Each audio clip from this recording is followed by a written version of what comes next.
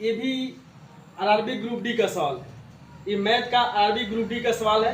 तो सबसे पहले हम सवालों को पढ़ेंगे और सवाल को पढ़ने के बाद हम आसान तरीका से आपको सिखाएंगे इस सवाल को कैसे बनाएंगे। ठीक है, तो सबसे पहले 2 अंकों की 2 संख्याओं का गुणनफल दिया है 21 और 60, उनका लॉग 100, लघुत्तम 180 है, तो संख्या ज्ञात करना है। तो सबसे पहले इस पर नियम लगेगा, और नियम क्या है, यहां लिखेंगे हल।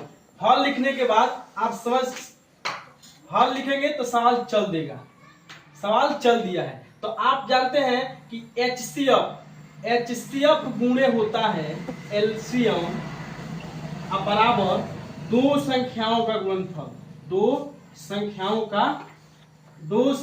का गुणनफल होता है। यही नियम इस पर काम करेगा। ये फार्मूला है, इतने याद रखेंगे। पहली संख्या गुणे दूसरी संख्या मतलब 2 संख्याओं का गुणनफल, पहली संख्या गुणे दूसरी संख्या बराबर 2 संख्याओं का गुणनफल, यानी एचसीएफ गुणे एलसीएम, एलसीएम को और एचसीएफ को गुणा करेंगे और दोनों संख्याओं को गुणा करेंगे तो वो दोनों बराबर हो जाएंगे।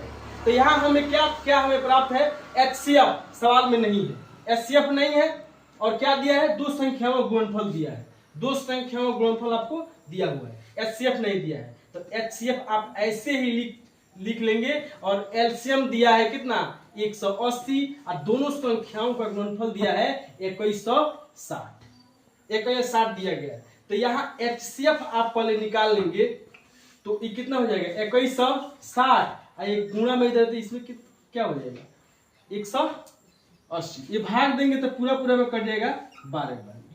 आया समझ में, ये हो गया आपका आंसर।